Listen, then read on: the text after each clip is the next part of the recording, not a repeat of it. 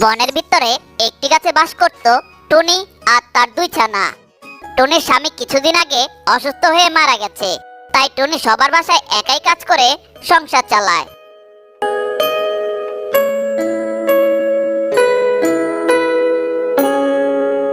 আর এই বনের ভিতরে বাস করত একটি দুষ্টু কাক। কাক ছিল খুব দুষ্টু আর চালাক, সবাইকে বোকা বানিয়ে অন্যের খাবার নিয়ে খেয়ে ফেলতো।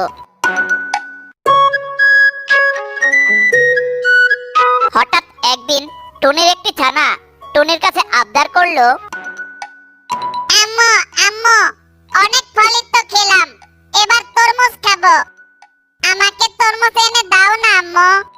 এই কথা শুনে টুনি বলে, তরমুজ, সে তো অনেক দাম, আমি বাসা বাড়িতে কাজ করে যে টাকা পাই তা দিয়ে তো সংসার চালাই, তরমুজ কেনার টাকা তো আমার কাছে নেই রে। তখন আরেকটি ছানা বলে, আম্মু আম্মু, চিন্তা করো না, আমার কাছে তো টাকা আছে, সেই টাকা দিয়ে আমাদের জন্য একটি বড় তরমুজ কিনে আনো।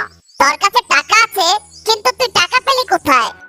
কেন আম্মু, তুমি যে আমাকে প্রতিদিন 2 টাকা করে দিতে, সেই টাকা তো আমি নষ্ট করতাম না, জমিয়ে রাখতাম, সেই টাকা দিয়ে তরমুজ নিয়ে আসো। ঠিক আছে আমার ছানা, এখন টাকাটা দে, কিন্তু যখন আমি বেশি টাকা পাবো তখন তোকে এই টাকা ফেরত দিয়ে দিব নে। আচ্ছা আম্মু। তারপর টুনির ছানা যত জমানো টাকা ছিল টুনিকে দিয়ে দেয়।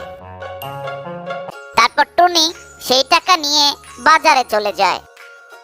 বাজারে এসে টুনি একটি বড় তরমুজ কিনে, আর তারপর সেই তরমুজটি মাথায় নিয়ে বাসায় রওনা দেয়।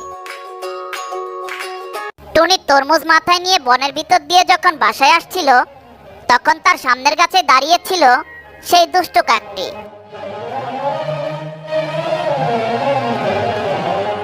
তখন কাকটি খেয়াল করে কি যেন মাথায় নিয়ে আসছে কেউ।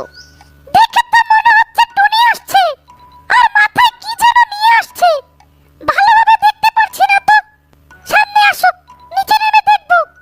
যখন টুনি কাকের কাছে নিচ দিয়ে যাচ্ছিল, তখন কাক নিচে নেমে আসে। নিচে নেমে দেখে টুনির মাথায় বড় একটি তরমুজ। কাক তো তরমুজ দেখে খুশি হয়ে যায়, কারণ আজকে টুনিকে বোকা বানিয়ে তরমুজটি কাক নিয়ে যাবে। আরে কাক ভাইয়া যে, হঠাৎ এখানে কি করো? না মানে কাক মনে মনে বলে, কত বড় একটা তরমুজ, এত বড় তরমুজ যদি টুনির কাছ থেকে নিতে পারি, তাহলে আমার আজকে আর কোনো খাবার খেতে হবে না।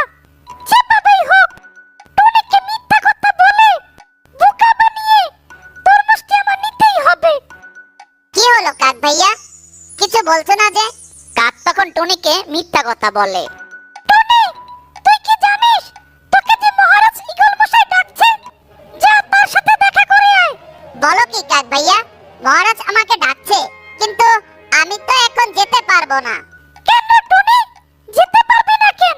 দেখছো না কাক ভাইয়া, আমার মাথায় একটি তরমুজ, আমার ছানাপোনাগুলো তরমুজ খাওয়ার জন্য পাগল করে ফেলছে, তাই তাদের জন্য তরমুজ নিয়ে বাসায় যাচ্ছি।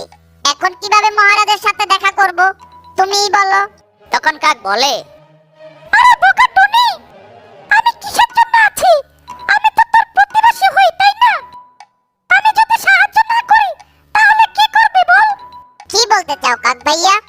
না মানে, তুই যদি কিছু মনে না করিস, তাহলে তোর এই তরমুজ আমার কাছে দে, আমি তোর বাসায় তোর ছানাপোনার কাছে পৌঁছে দিব, আর তুই ভালোভাবেই মহারাজের সাথে দেখা করতে পারবি। টুনি এই কথা শুনে তার প্রতিবেশী কাক হিসেবে কোনো কিছু না ভেবেই বলে, ঠিক আছে কাক ভাইয়া, তুমি তাহলে এই তরমুজটি আমার বাসায় ছানাপোনাদের দিয়ে দিও। এই কথা বলেই টুনি তরমুজটি কাককে দিয়ে দেয়, আর টুনি সেখান থেকে মহারাজ ঈগলের বাসায় রওনা দেয়। আর এইদিকে কাক তো তরমুজ পেয়ে খুব খুশি হয়ে যায় আর বলে, হা হা হা টুনি, তোকে কিভাবে বোকা বানালাম, তুই টেরও পেলি না। তারপর কাক সেই তরমুজটি কাকের নিজের বাসায় নিয়ে সেই তরমুজটি কেটে পুরো তরমুজটি একাই খেয়ে ফেলে।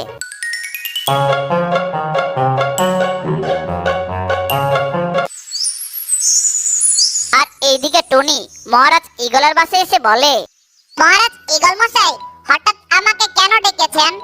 ঈগল টুনিকে দেখে বলে, দেখ টুনি, মেজাজ এমনিই গরম আছে, আর গরম করিস না। আমি চিন্তায় আছি কিভাবে এই বনকে আরো সুরক্ষিত করা যায়, আর তুই এসে বলছিস তোকে আমি ডেকেছি। টুনি, তোকে আমি ডাকিনি, যা তো